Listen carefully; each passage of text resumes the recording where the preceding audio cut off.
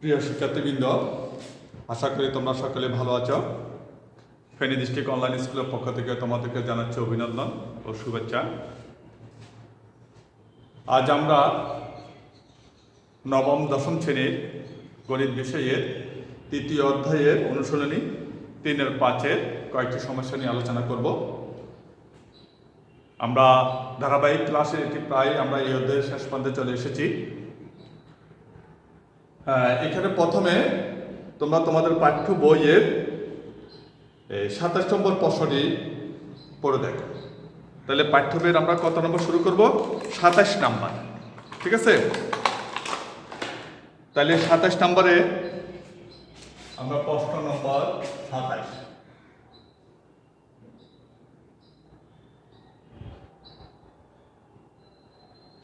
হ্যাঁ, এটা হলো অনুশীলনী কত? 3-5। তাহলে 27 নম্বরে আমরা প্রশ্নটা একবার দেখে নিই। 4% হার মুনাফায় কোনো টাকার 2 বছরের মুনাফা ও চক্রবৃদ্ধি মুনাফার পার্থক্য 1 টাকা হলে মূলধন কত? তাহলে এখানে দেখো প্রশ্ন বলছে 4% হার মুনাফায়, তাহলে মুনাফার হার বলছে 4%, কোনো টাকার 2 বছরের মুনাফা, সময় বলছে 2 বছর, একটা বলছে মুনাফা, এই মুনাফা বলতে সরল মুনাফা, আর আরেকটা বলছে চক্রবৃদ্ধি মুনাফা। সরল মুনাফা এবং চক্রবৃদ্ধি মুনাফা পার্থক্য কত বলছে? 1 টাকা বলছে। মূলধন কত? যেহেতু আমাদের বের করার জন্য বলছে মূলধন, তাহলে আমরা ধরে নিই মূলধন সমান পি টাকা। মূলধনকে আমরা আগে বলছি মূলধনকে পি টাকা ধরা হয়, আমরা লিখি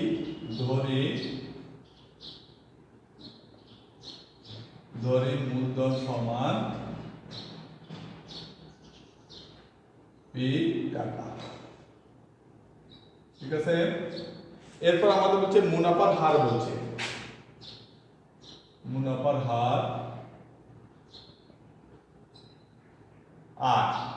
আর সমান কত বলছে? 60% বলছে। তাহলে 60% বলতে আমরা কি লিখবো? 100 ভাগে 60, কাটাকাটি করলে কত? 60 25 100, 25 ভাগের কত টাকা? 1 টাকা। আমাদের সময় বলছে বিনিয়োগের সময়কে দ্বারা প্রকাশ করা হয়। আমরা এর আগে ক্লাসগুলো বলছিলাম কত বছর? 2 বছর, ঠিক আছে? এখানে আমাদের বলছে মুনাফা চক্রবৃদ্ধি মুনাফা। তাহলে একটা হলো সরল মুনাফা। সরল মুনাফাকে আমরা আয় দ্বারা প্রকাশ করা হয়। আমরা এটার একটা সূত্র জানি। তোমরা বলতে পারো সরল মুনাফার সূত্র কি? হ্যাঁ, সরল মুনাফার সূত্র হলো আয় সমান পি এন, ঠিক আছে? তাহলে আমরা প্রথমে সরল মুনাফা বের করে নিই। তাহলে সরল মুনাফা লেখা জানা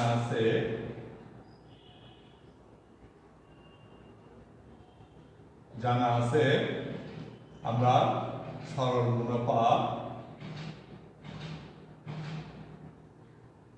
ব্র্যাকেটে আই সমান পি এন আর। এখানে আমরা মান বসিয়ে দিই। পির মান 9, পির মান হলো পি, এন এর মান কত? 2, আর এর মান কত? 25 ভাগে 1 সমান আমরা লিখতে পারি নিচে হলো 25, উপরে গুণ হলো 2p টাকা। তাহলে আমরা সরল মুনাফা পেয়ে গেলাম 25 ভাগে 2p টাকা। দেখো এরপর বলছে কি চক্রবৃদ্ধি মুনাফার পার্থক্য। তাহলে চক্রবৃদ্ধি মুনাফা আমাদেরকে বের করতে হবে। আমরা চক্রবৃদ্ধি মুনাফার ক্ষেত্রে সবৃদ্ধি মূলকে আমরা কি দ্বারা প্রকাশ করি? কে বলতে পারবা? সি দ্বারা। গুড। তাহলে চক্রবৃদ্ধি মুনাফার ক্ষেত্রে সবৃদ্ধি মূলকে আমরা সি দ্বারা প্রকাশ করি। এটার একটা সূত্র আছে, সির একটা সূত্র আছে, কি বলো? ইয়েস, সি সমান phi into 1 plus R to the power n, ঠিক আছে? এটা হলো কি চক্রবৃদ্ধির মুনাফার ক্ষেত্রে সবৃদ্ধি মূল সি।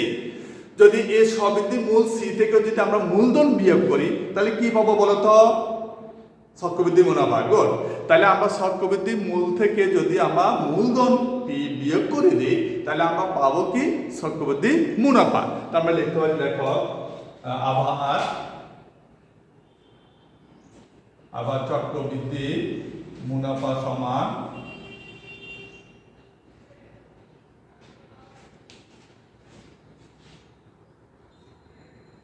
তাহলে আমরা লিখবো কি? চক্রবৃদ্ধি মুনাফা সমান সি মাইনাস পি সমান সি বলতে আমরা কি বলছিলাম? P into 1 plus R to the power N, তাহলে মাইনাস পি।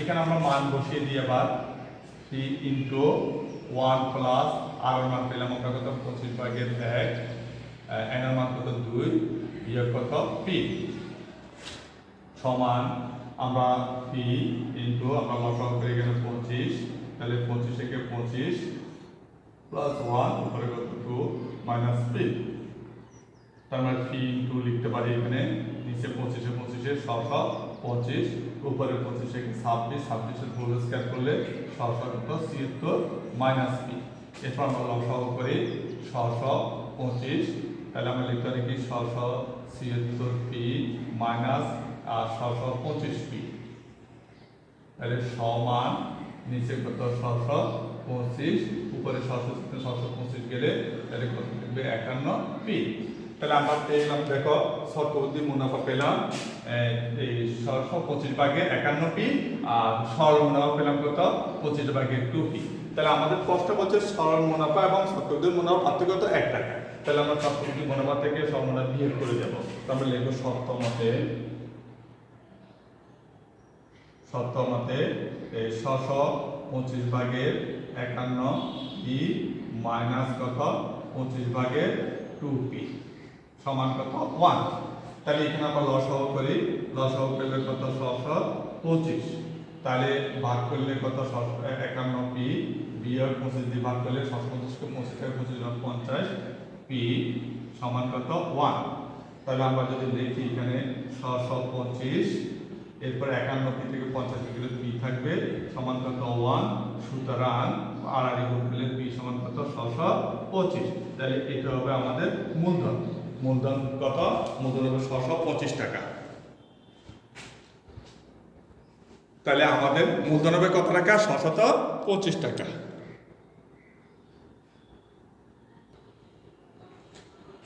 হ্যালো এখন আমরা শিক্ষার্থী বন্ধুরা এখন আমরা আমাদের পাঠ্য বইয়ে 28 নম্বর প্রশ্নটা আমরা দেখব আমাদের 28 নম্বর প্রশ্নটা দেখো কোন আসল 3 বছরে সরল মুনাফা সহ 460 টাকা দেখো আসল বলছে তা আসলে আমরা জানি না কিন্তু কত টাকা সময় বলছে আমাদের বলছে 3 বছর মুনাফা সহ 460 টাকা তাহলে আসল কত জানি না মুনাফা সহ আসল আছে কত 460 টাকা তাহলে আসল ও মুনাফা একত্রে মুনাফা আসল 460 টাকা এবং 5 বছরে আরেকটা বলছে 5 বছরে সরল মুনাফা সহ 600 টাকা একটা হচ্ছে 3 বছরে একটা হচ্ছে 5 বছরে কিন্তু আসল নির্দিষ্ট কোনো আসল বলছে শতকরা মুনাফার হার কত আমাদের মুনাফার হার বের করার জন্য বলছে তাহলে আমরা দুটা জিনিস একটা হলো মুনাফা সময় আছে আমরা আসল ধরে নেব আর মুনাফার হার বের করার জন্য বলছি আমরা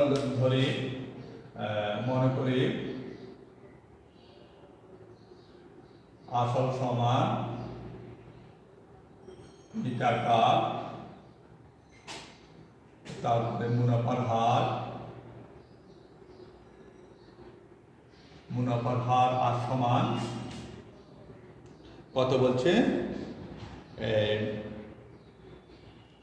28 নম্বরে মুনাফার হার নাই মুনাফার হার আমরা লিখিনি মুনাফার আমাদের বের করতে হবে সমান কত 8% সমান কত 100/এর কত 8 টাকা মুনাফার হার বের করার জন্য বলছিলাম হ্যাঁ তাহলে 8% এরপর আমাদের বলছে কি আমরা ধরে নিই সময় প্রথম ক্ষেত্রে সময় বলছে 3 বছর হ্যাঁ তাহলে আমরা প্রথম ক্ষেত্রে ধরে নিই প্রথম ক্ষেত্রে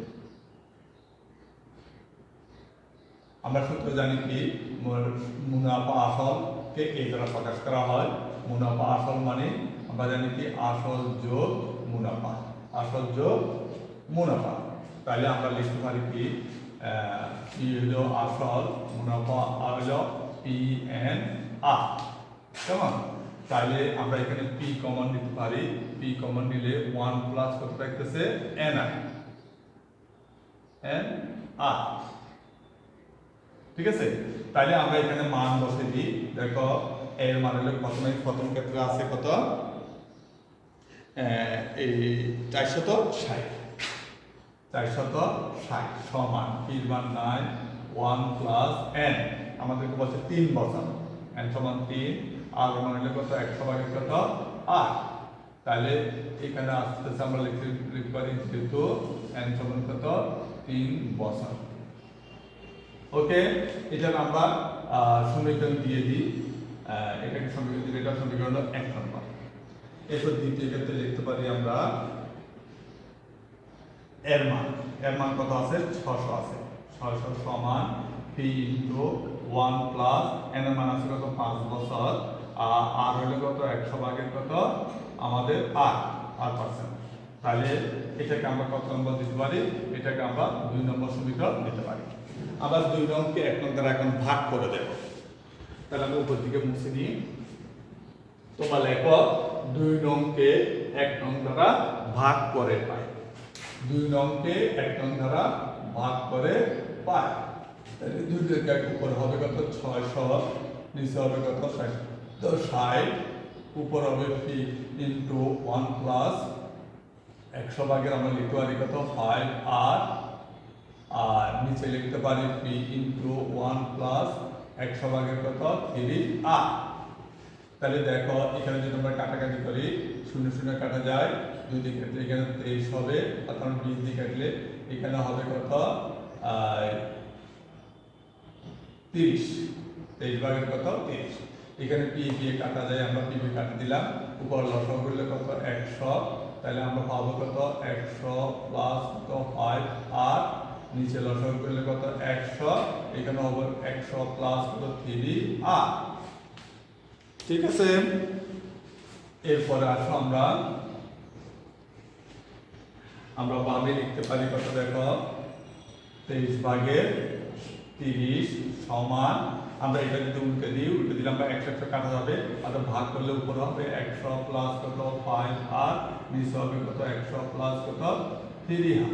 যেহেতু উভয়ের ক্ষেত্রে হর সমান, তাহলে আমরা আর গুণ করি।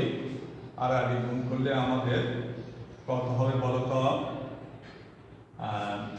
আমরা যদি করি 30 করলে এখানে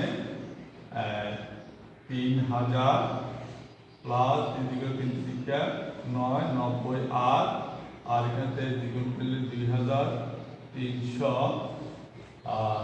যোগ 1 করলে কত 3 5 15, 5 গুণ করলে 3 5 15, 5 গুণ 10 কে 11 115 আর। এরপর আমরা আর রাশিগুলো এক পাশে নিয়ে নিই। তাহলে 3000 বিয়োগ 2300 সমান 115 আর বিয়োগ কত 90 আর। তাহলে আমরা যদি বিয়োগ করি এখানে তাহলে কত হবে 700, আর এখানে যদি আমরা করি 115 থেকে 90 গেলে 25 আর আমরা আর মান বের করতে পারি। এই পাশে করি আর সমান নিচে 25 উপরে কত 700, তাহলে 25 দিয়ে করলে আমরা কত করতে পারি 25 গুণে 50, তাহলে আর থাকে 20 200 8 25 200। হ্যাঁ, তাহলে সুতরাং মুনাফার হার কত হবে 28%। এটা হবে আমাদের অ্যান্সার। ঠিক আছে বন্ধুরা, তাহলে এখন আমরা এই অধ্যায় থেকে কি শিখলাম? আমরা আজকে যে দুইটা সমস্যার সমাধান করলাম, এই দুইটা সমস্যার সমাধান অনুসারে আমরা আজকের পাঠের আমাদের শিখন পর্ব ছিল। আমরা আজকের পাঠ থেকে আমরা মুনাফার সূত্র জানলাম। মুনাফার সূত্র কি? আই সমান পি এন আর। আবার আমরা চক্রবৃদ্ধি মুনাফার ক্ষেত্রে সবৃদ্ধি মূল জানতে পারলাম, সেটা হলো সি সমান P into 1 plus R to the power N. আবার চক্রবৃদ্ধি এই মুনাফার ক্ষেত্রে সবৃদ্ধি মূল থেকে যদি আমরা মূলধন বিয়োগ করি তাহলে চক্রবৃদ্ধি মুনাফা পাওয়া যায়। তাহলে এই সূত্রগুলো প্রয়োগ করে আমরা বেশ কয়েকটি সমস্যার সমাধান করলাম। তোমরা বাড়ির কাজ হিসাবে 29, 30, 31 এই কয়েকটি প্রশ্ন তোমাদের বাড়ির কাছে রইল। শিক্ষার্থী বন্ধুরা, এখন আমরা বাড়ির কাজে আসি। আমরা আমাদের এই অধ্যায়ের বাড়ির কাজ আমরা তোমাদেরকে সিমিলার প্রশ্ন দিচ্ছি। আমরা এই অধ্যায় থেকে বাড়ির কাজ হিসাবে 29, 30, 31 আমাদের প্রশ্ন, এদের প্রশ্ন নং হলো 29, 30, 31। ঠিক আছে, আমরা আগামী ক্লাসে এই অধ্যায়ের সর্বশেষ ক্লাস নিয়ে সমস্যা নিয়ে আমরা সর্বশেষ ক্লাস হিসেবে আমরা আলোচনা করব। তোমরা ভালো থেকো, সুস্থ থেকো, নিরাপদে থেকো। ছাগলনাইয়া সরকারি পাইলট স্কুলের পক্ষ থেকে তোমাদেরকে অভিনন্দন জ্ঞাপন করছি। সবাইকে ধন্যবাদ।